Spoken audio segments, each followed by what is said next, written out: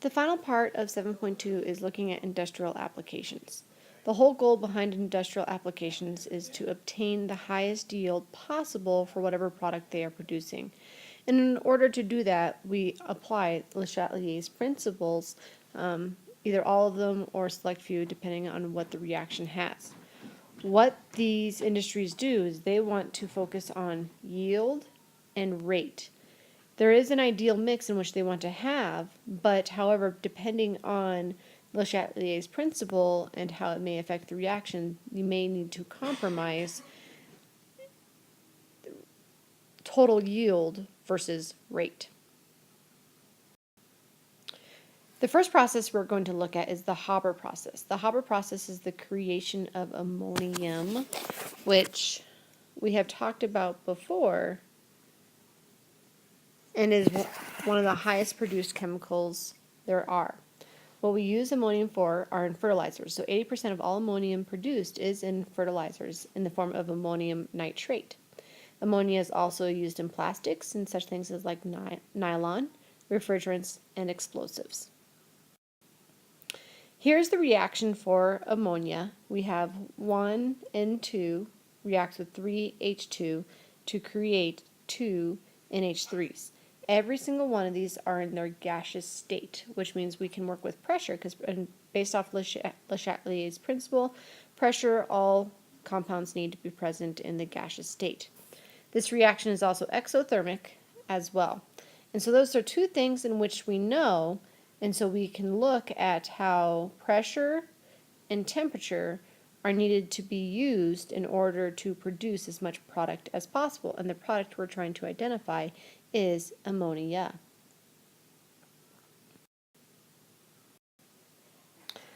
There are certain optimum conditions in which you need to know and understand for the creation of ammonium and the next process we're going to look at. So we have 4 of Le Chatelier's principles that are going to be represented here. First, we have concentration. Now, what we need to remember with the ammonia reaction is we need to keep it in a 1:3 ratio of nitrogen to hydrogen. So as long as we are affecting the concentrations, we need to make sure that ratio still exists, otherwise you're not going to get the maximum yield possible. But one of the easiest ways and cheapest ways in which to produce ammonia is to remove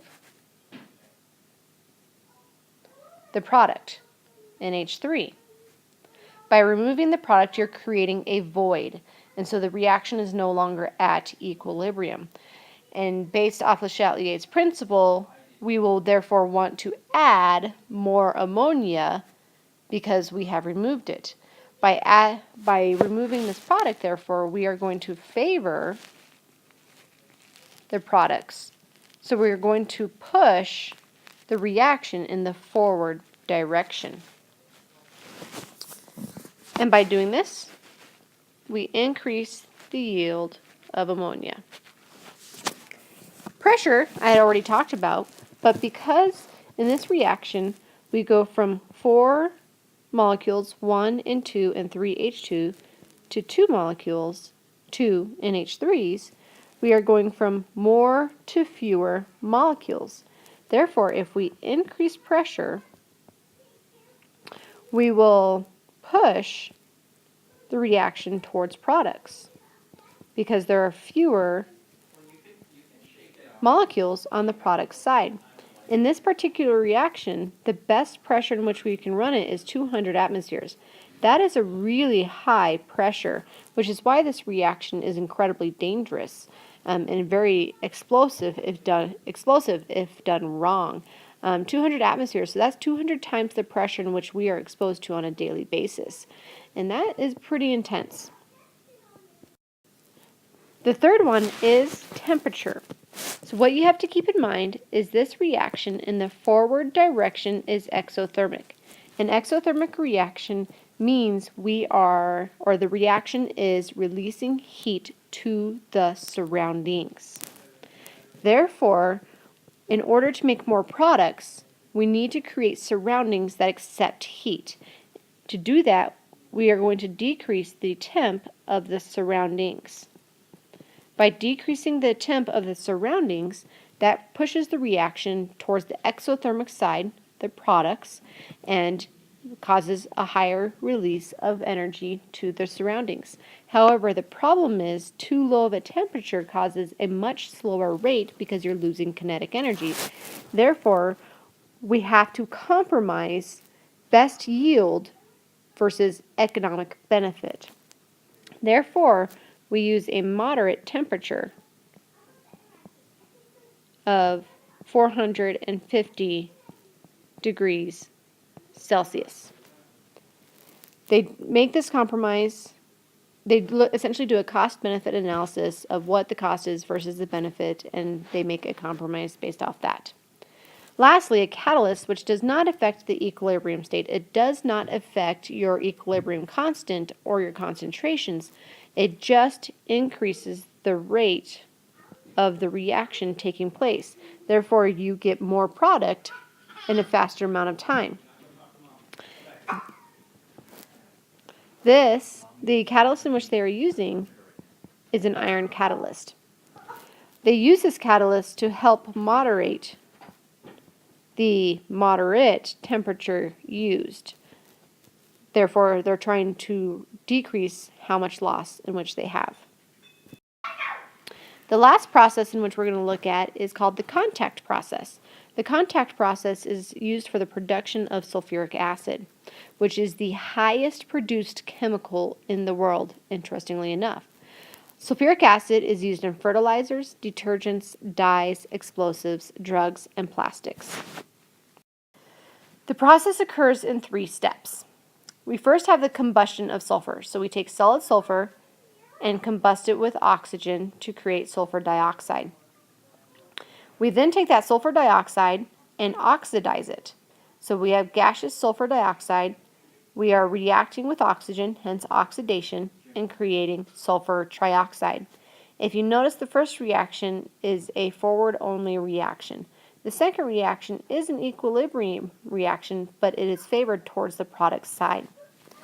Once we have that sulfur trioxide, we then, oddly enough, react it with sulfuric acid in its most concentrated form. That creates an acid combination, and we react that with water. That final product gives us 2 sulfuric acids in its aqueous form, so a much weaker molarity. The reason in which we do this, if we were to take sulfur trioxide and water, which is what we need to use in order to make sulfuric acid, that is a very explosive reaction. It is very dangerous. Therefore, we avoid this problem by taking these multiple steps. Now, how do we go about determining how Le Chatelier's principle can be used to predict or control this reaction? We need to identify which one of these three reactions is the rate determining step. That rate determining step is the second one. So the creation of sulfur trioxide is the rate determining step. Therefore, that is the step in which we want to be able to control, because that controls the overall rate of reaction.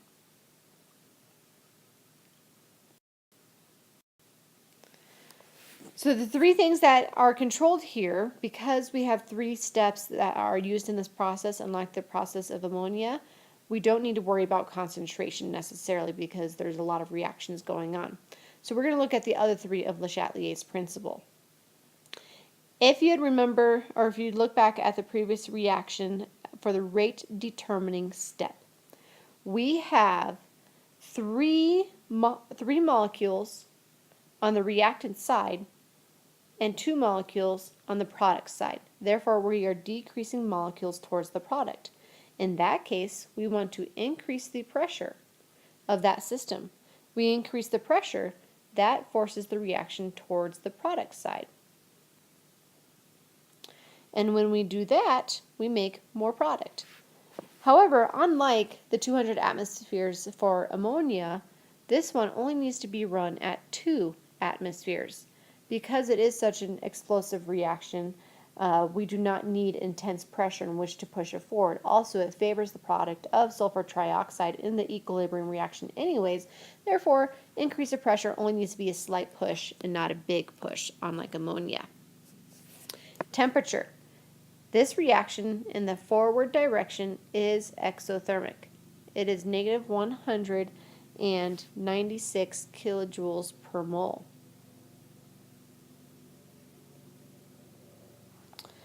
Therefore, we want to be able to decrease temp of the surroundings in order to push the exothermic reaction forward towards the products. But just like we saw with ammonia, we cannot go too low, because if we go too low, you severely decrease the rate of reaction, you end up losing money. Therefore, just like in the previous reaction, we want to use a moderate temperature of 450 degrees Celsius, which is not very cool. Last is the use of a catalyst. Again, a catalyst only increases the rate of reaction. It does not affect the equilibrium state. It does not affect your concentrations. It only affects how fast we get there. And it moderates for that medium temperature in which we have to use in order to get the most bang for our buck. The particular catalyst in which we use here is vanadium. I don't know if I said that right. 5 oxide. So that becomes V2O5. Now, what I've noticed from IB is they don't necessarily require you to know the exact information provided here, like 2 atmospheres and negative 196, or the specific catalyst. What they really want you to do is be able to apply Le Chatelier's principle to the situation and explain how you can increase product production. So I've always seen the reaction given to you. So as long as you have the ability to read the reaction, you can predict the effect of pressure, temperature, concentration if needed, and catalyst.